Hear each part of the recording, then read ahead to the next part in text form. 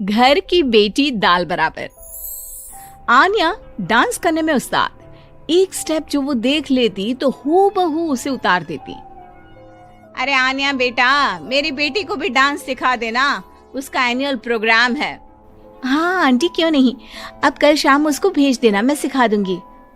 हाँ हाँ, नचनिया ही बन, आस पड़ोस के लोग तुझे इस्तेमाल कर रहे हैं। माँ, इस्तेमाल मेरा नहीं कला का हो रहा है। नाचना एक कला है, कला। आन्या हर बात में अच्छी थी, फिर चाहे वो अच्छा व्यवहार हो या फिर लोगों की मदद करना, वो हमेशा खुद के शौक को पूरा करने के लिए व्यस्त रहती। लेकिन घर वालों को तो उसका ये काम सिर्फ समय की बर्बादी लगता है। कहाँ है आन्या? उसको बोलो कि आज शाम को खाना वही बनाएगी। सपना देख लो कि तुम्हारी बेटी घर का खाना बनाएगी। अरे आसपास के लोगों का काम करने से उसे फुर्सत मिले तब तो कहीं जाकर वो हमारे घर का काम करेगी ना। देखो ना, इकलौती बेटी, ऊपर से गैर जिम्मेदार, अब करे तो क्या करे। तभी पड़ोस की पिंकी आ जाती है। अंकल आंटी, आन्या दीदी कहाँ है? वो क्या है ना, मेरा क्लास वर्क है, वो मुझे समझ में नहीं आ रहा, तो मम्मी ने कहा कि आन्या दीदी से पूछ लो। हाँ हाँ, क्यों नहीं, खुद का तो कोई काम है ही नहीं उसे। जाओ जाओ, सीढ़ी से ऊपर चली जाओ, वही कमरे में है आन्या। एक रोज शहर में डांस कंपटीशन वाले लोग आते हैं, जहां आन्या का डांस सबको पसंद आता है। क्या बात है, छोटे से शहर में इतना टैलेंट? बेटा कौन सिखाता है आपको? कोई नहीं सर, वो क्या है ना, मैं टीवी देखकर सीख जाती हूँ। अरे वाह, और आपके मम्मी पापा कहाँ हैं? वो नहीं आए? नहीं, वो लोग नहीं आए हैं। आन्या कंपटीशन जीत जाती है और घर में टीवी वाले आन्या का इंटरव्यू लेने आते हैं। अरे क्या है, कहाँ घुसे जा रहे हो, क्या हो गया? आप आन्या की माँ है ना? वो क्या है ना, आपकी बेटी ने डांस का कंपटीशन जीता है, हमारे शहर के लिए ये गर्व की बात है, तो हम लोग उनका इंटरव्यू लेने आए हैं। ओहो, बड़ा तीर मारा हो जैसे। अरे उसे आता ही क्या है डांस के सिवा, कुछ और करती तो शायद गर्व होता। तभी वहां आन्या आ जाती है और पत्रकारों को इंटरव्यू देती है। उसी रोज पिता के ऑफिस में। देखो तो आजकल के बच्चे कितने स्मार्ट हैं, धन्य है ऐसे बच्चों के माता पिता को। और किस्मत वाले होते हैं ऐसे माता पिता, वरना मेरी बेटी तो किसी काम की नहीं, सारा दिन बस नाच गाने में ही दिमाग लगाती रहती है। अरे वो बच्ची हमारे शहर की ही है, कितना नाम कमा रही है डांस में, हम तो उसकी बात कर रहे हैं। अच्छा, कोई डांस में भी नाम कमा सकता है? अरे दे देना भाई पेपर की कटिंग, दिखाऊंगा आन्या को भी मैं। क्या नाम बताया? आन्या? यही तो नाम है मेरी बेटी का, आन्या शर्मा। बड़े उम्मीद से रखा था कि कुछ अच्छा नाम कमाएगी, लेकिन नहीं। आजकल के बच्चों को माँ पापा की इमोशन की कदर है क्या? अरे ये देखिए, इस बच्ची का नाम भी आन्या शर्मा ही है, जो पूरे शहर का नाम रोशन कर रही है। पिता अखबार देखते हैं तो सामने बेटी की ही फोटो रहती है।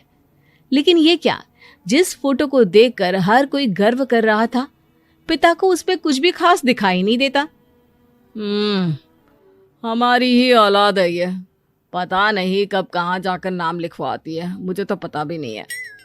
अरे शर्मा जी, जरा मिलवा दीजिए ना अपनी बच्ची से, मैं अपनी बेटी को भी ऐसा ही बनाना चाहती हूँ।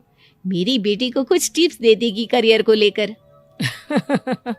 अच्छा, ये दिन आ गया आपकी बेटी के, ले आइए कभी भी, लेकिन बाद में अफसोस ना करिएगा। सभी को आन्या के पिता की बात पर हैरानी होती है कि इतनी टैलेंटेड लड़की के माता पिता आखिर उससे चाहते क्या है।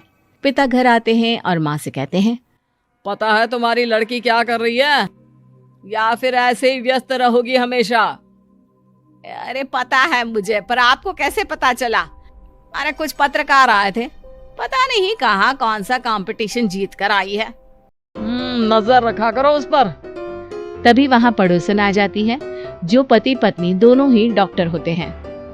नमस्ते भाभी, बधाई हो आपको आन्या की कामयाबी की। भाई भगवान बेटी दे तो ऐसी। कहाँ है वो? सच में आपको ऐसा लगता है कि भगवान ऐसी बेटी दे? तो ले जाइए ना अपने साथ, रखिए 2-4 दिन, खुद ही पता चल जाएगा। और नहीं तो क्या, सारा दिन करती क्या है, कहाँ रहती है, हमें तो कुछ पता नहीं होता। ना बताती है ना पूछती है। खैर देखिए, वो वक्त अब गया जब माता पिता बनकर बच्चों की परवरिश की जाती थी। अब तो बच्चों को साथ बिठाकर बात करना जरूरी है। वो क्या कहते हैं, बच्चे के दोस्त बने। तो क्या आप दोनों अपनी बेटी के दोस्त हैं? हाँ, बस अब यही बाकी रह गया था। खैर बताइए, क्या काम है आपको? वो क्या है ना, मैं और मेरे पति दोनों को ही इमरजेंसी कॉल आ गई है अस्पताल से। मेरी बेटी आन्या की अच्छी दोस्त है, तो मैं क्या उसे आन्या के पास छोड़ दूं अगर वो फ्री है तो? माँ कुछ बोलती उतने में ही आन्या आ जाती है। वाह आंटी, क्यों नहीं, मैं फ्री ही हूँ, आप निश्चिंत रहिए, मैं उसका पूरा ख्याल रखूंगी। थैंक्स बेटा। वो अपनी बेटी उनके घर छोड़ जाती है, जो आन्या की उम्र की ही होती है। ये क्या मजाक है आन्या? हम लोगों को सोना भी होता है और हर घर का अपना कायदा होता है। मुझे बिल्कुल पसंद नहीं है कि तुम किसी को भी घर में घुसा लो। धीरे बोलिए पापा, कैसी बात कर रहे हैं? अंकल आंटी डॉक्टर है, पता है ना डॉक्टर का फर्ज क्या होता है। अगर वो किसी की जिंदगी बचा रहे हैं तो क्या हमारा फर्ज नहीं बनता कि हम भी उनकी किसी न किसी तरह से मदद करें? आपको तो पता है घर पर अकेले रहना कितना अनसेफ है। हाँ, तो दुनिया को सेफ करने का जिम्मा तू नहीं ले रखा है? अरे बहुत महंगे अस्पताल के डॉक्टर हैं वो लोग, खूब पैसा मिलता होगा, लेकिन ये नहीं कि मेड रख ले।